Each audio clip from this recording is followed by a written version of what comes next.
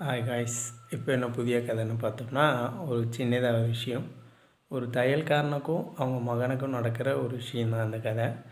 தையல்காரன் என்ன பண்ணிகிட்டு இருந்தாரோமோ, தன்னுடைய வேலையை செஞ்சுட்டு அந்த துணியை கட் பண்ணி போட்டுட்டு தைச்சிட்டு இருந்தார். அதை பார்த்த மகன் ஒரு கொஷின் கேட்குறான். அப்பா துணியை கத்திரிக்கோலில் வெட்டிட்டு அந்த கத்திரிக்கோலை தூக்கி காலுக்கு கீழே போட்டுறாரு. அவருடைய காலுக்கு கீழேயே ஊசி எடுத்து தைச்சிட்டு எடுத்து அவர் தலையில் ஒரு தொப்பியில் சொருகி வச்சுக்கிறாப்புல.